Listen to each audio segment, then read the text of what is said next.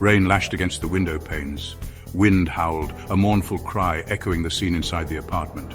A woman, her face pale and streaked with tears, scrambled around. She moved with frantic urgency, tossing clothes into a battered suitcase. A crimson stain marred the beige carpet, a chilling testament to the violence that had unfolded. Her hand trembled as she reached for a silken scarf, its once vibrant colors now dulled by a smear of blood. Her eyes darted to the doorway, fear etched into her features. She couldn't stay, she had to vanish. With a gasp, she dropped the scarf, her heart pounding like a drum in her chest. There was no time for second thoughts, she had to disappear. She fled into the storm, the city lights blurring into an indistinguishable kaleidoscope of colors through the downpour. Each gust of wind seemed to whisper a threat, each raindrop a chilling reminder of her desperate flight. The city, cloaked in the torrential downpour, swallowed her whole. Detective Jack Mercer, a man hardened by years on the force, surveyed the chaotic apartment. The air hung heavy with the metallic scent of blood, a grim welcome mat. Rain pattered against the broken window pane, the sound a constant rhythmic counterpoint to the silence of the room. He crouched beside the bloodstain, his gaze sharp and analytical. Footprints, barely discernible, marred the dusty floor, leading towards the window. He followed them, his mind already piecing together the frantic escape. A sudden screech of tires from the street below made him look up. A black sedan, its headlights momentarily blinding in the rain, sped away. A near miss, perhaps? Or a calculated warning?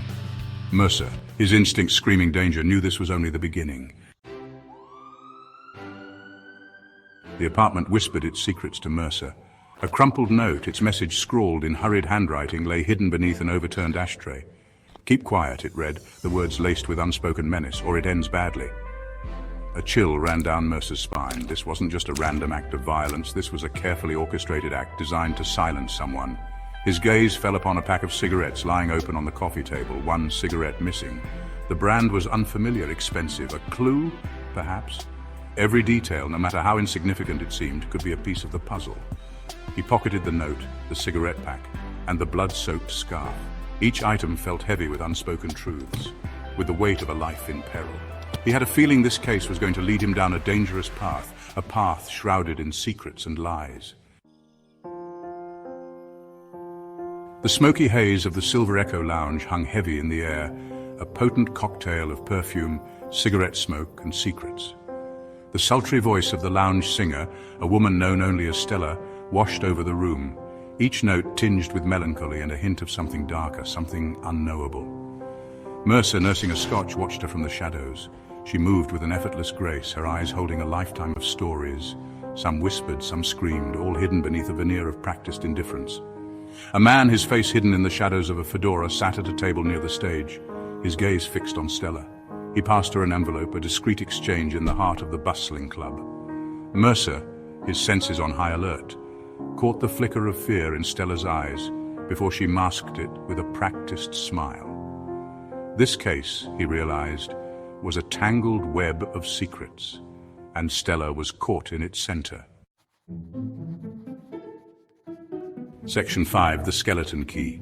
Back at his sparsely furnished apartment, Mercer examined his meager collection of clues. The blood-stained scarf, the threatening note, the expensive cigarette pack, and now the memory of Stella's fleeting terror. Each piece was a puzzle piece, refusing to fit into a coherent picture. He pored over the evidence, his mind racing. The clock ticked past midnight, each tick a hammer blow against his nerves.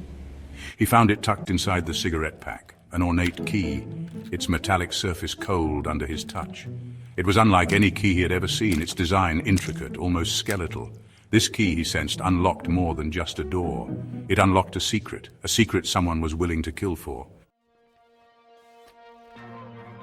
Section 6, a singer's secret. Stella. He needed to talk to Stella. The Silver Echo was even more subdued in the daylight hours, the air thick with stale smoke and the ghosts of last night's revelry. Stella, stripped of her stage makeup and glittering attire, seemed fragile, almost ghost-like herself. She met his gaze with a mixture of defiance and fear. Her fingers, he noticed, bore the telltale marks of recent burns. He said it was an accident, she whispered, her voice hoarse. Said she fell, but I saw the fear in her eyes, the bruises on her wrists. She was talking about the woman from the apartment, the woman whose blood stained the scarf. He said if I ever told anyone... Her voice trailed off, but the threat hung heavy in the air. Stella's tale unfolded like a nightmare. The woman, Claire Hayes, had been involved with a man, a powerful figure in a shadowy organization known as the Syndicate. Blackmail was their game, their tentacles reaching into every corner of the city. Claire had tried to break free, to escape their clutches. She had paid the ultimate price. The key, Stella explained, belonged to a safety deposit box where Claire had stashed evidence of the Syndicate's operations. It was a dangerous game they were playing, a game with life or death stakes. Mercer, his jaw clenched, knew he was in too deep to back down now. He had to find Claire, had to get her to safety. He wouldn't let another innocent life be lost on his watch.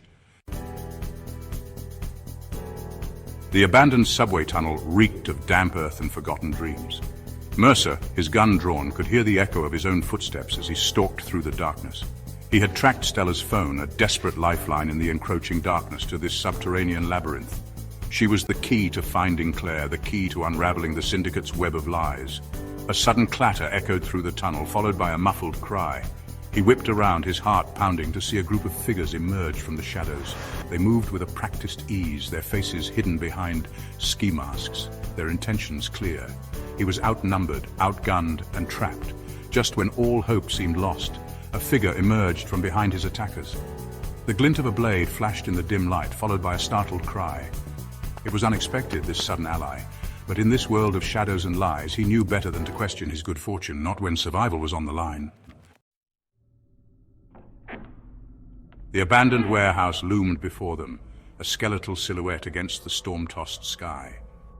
Inside, he found Claire, her eyes filled with a mixture of relief and terror. The pieces of the puzzle were falling into place, but the picture they formed was more horrifying than he could have imagined. The leader of the Syndicate, the man pulling the strings, the man responsible for Claire's abduction and countless other crimes, was closer than he thought. It was a betrayal that cut deep, a wound that would leave a permanent scar. The warehouse exploded in a cacophony of gunfire. Mercer, his senses on high alert, fought his way through the chaos, his only thought to protect Claire. But as the smoke cleared and the echoes of gunfire faded, he found himself staring into the barrel of a gun, his trusted partner's finger on the trigger. The warehouse stood silent, the aftermath of the battle a grim tableau. Bodies lay scattered like fallen puppets, their strings cut short. Mercer stood amidst the carnage, his face grim, his eyes reflecting the storm raging outside. He had survived, but at what cost? His partner, his friend, had betrayed him, had been a pawn in the Syndicate's deadly game, and the mastermind, the puppet master himself, remained elusive, a phantom lurking in the shadows. As he walked away from the carnage, the city lights painting his face in stripes of red and blue, a voice whispered through the shadows, "You may have won this round, detective, but the game is far from over. And the truth? The truth is a dangerous thing to possess." The voice faded into the night, leaving Mercer standing alone, the weight of its words heavy on his soul. He had stared into the abyss, and the abyss had stared back.